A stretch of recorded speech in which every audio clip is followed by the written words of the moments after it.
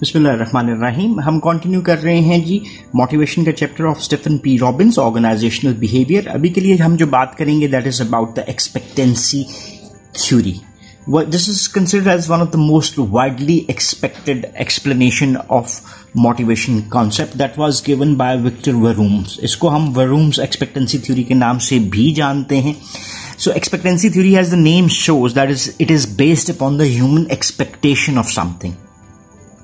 So जो भी चीज़ है वो आपको एज सच फेयर उस तरह से नज़र नहीं आती. जितना भी अच्छा आपको एक वर्क एक्टिविटी रिसर्च भी नज़र आती है, लेकिन still there are criticism that is been paid. So it has critics as well. So most of the evidence जो आपको नज़र आता है वो आपको इसको सपोर्ट करता हुआ ही नज़र आता है. देखते हैं जी एक्सपेक्टेंसी थ्योरी है क्या.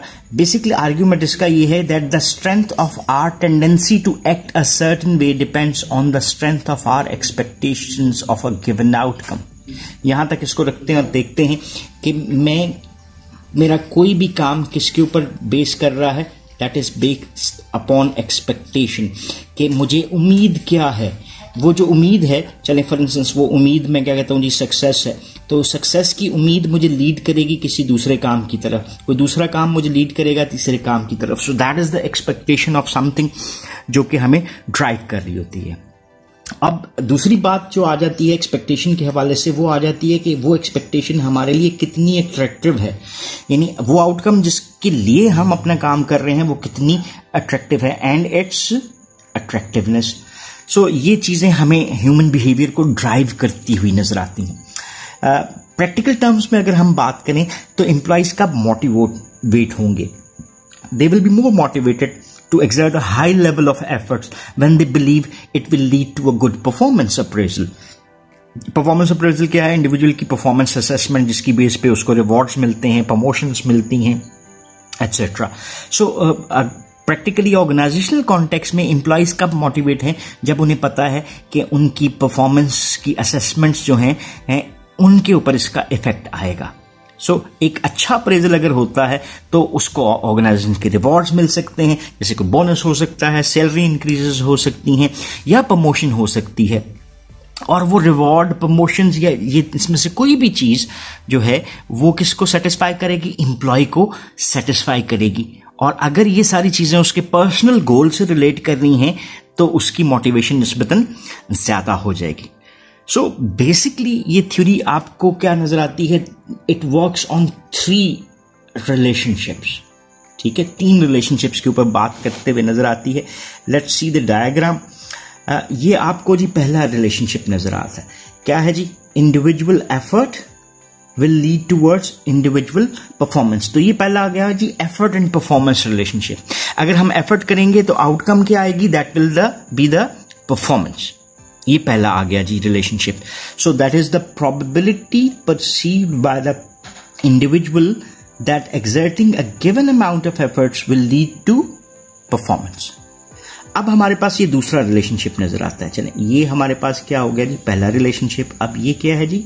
ये दूसरा रिलेशनशिप है. सो इंडिविजुअल परफॉर्मेंस अगर आपको इंक्रीज नजर आएगी तो this will give a way towards organisational reward. ये दूसरा आपका रिलेशनशिप आ गया. So the degree to which the individual believes performing at a particular level will lead to the attainment of a desired outcome.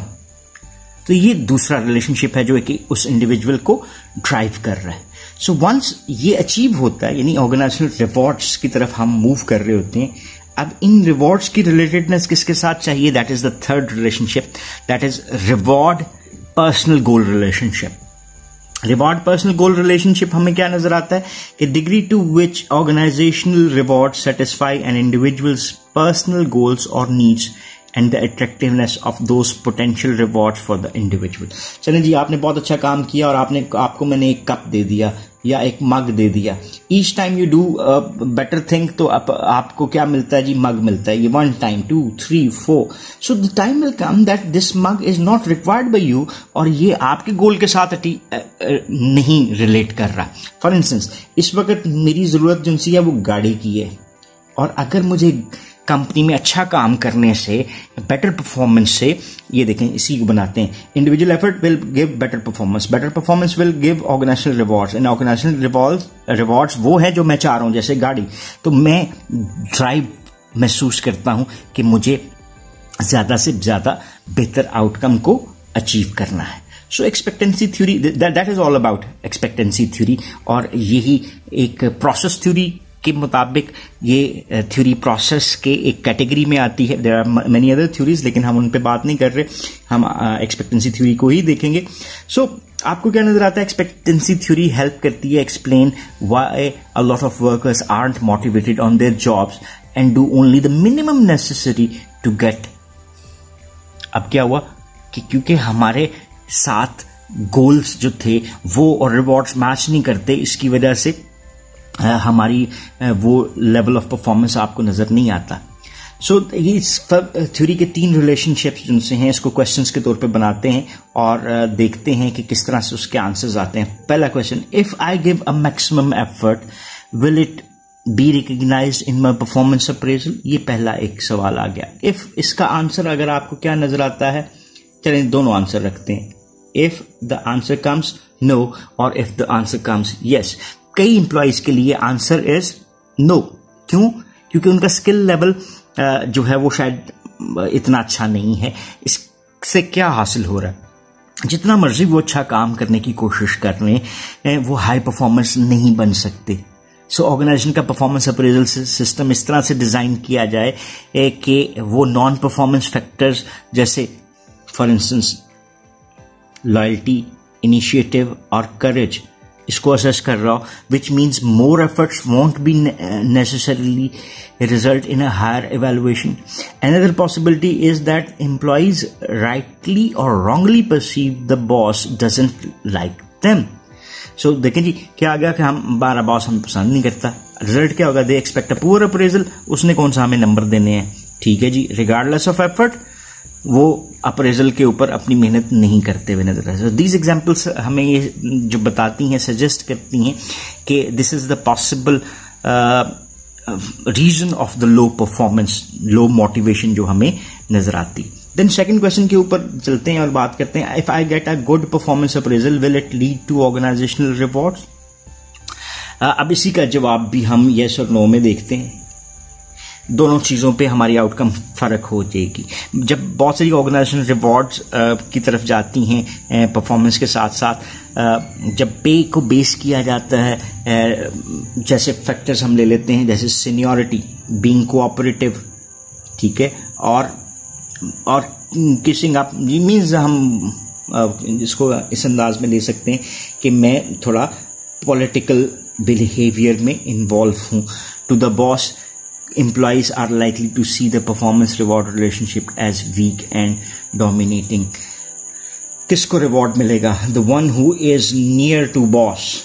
I can never be near to boss, so I might never be able to get the reward. Motivation का level क्या हुआ? Low to perform. Then ji finally अगर हम देखते हैं, if I am rewarded, are the rewards attractive to me? Employees क्यों इतनी मेहनत करते हैं? इस उम्मीद के ऊपर कि उनको एक प्रमोशन मिल जाएगी, और अगर प्रमोशन नहीं मिलती, उसको सिर्फ पे रेज मिल जाता है, लेकिन he was willing, he deserves that higher post, but if he is not getting that higher post तो वो उसको मोटिवेट नहीं कर रहा. और the employees wants a more interesting and challenging job but receives only a few rewards of praise. So मुझे challenging work चाहिए था, चैलेंजिंग वर्क नहीं मिला, मुझे शाबाशी मिल गई है. सो ये एफर्ट्स भी हमें ये जो एग्जाम्पल्स हैं हमें बताती हैं कि आइदर केस में एम्प्लॉय की मोटिवेशन जो है वो नेगेटिव हो सकती है, लोअर लेवल के ऊपर हो सकती है.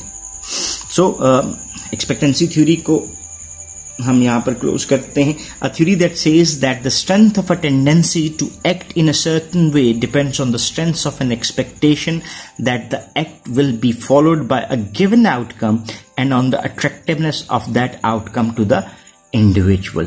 सो जिसके आपको बेसिकली 3 जो रिलेशनशिप्स नजर आए जिसके ऊपर हमने बात की. So that's all about this expectation और expectancy theory. This also closes the theoretical concepts related to the concept of motivation. So if you still have any question or queries, you can ask in the comment section, and definitely we'll try to answer your questions. So thank you very much for watching this video. Have a nice time. Allah Hafiz.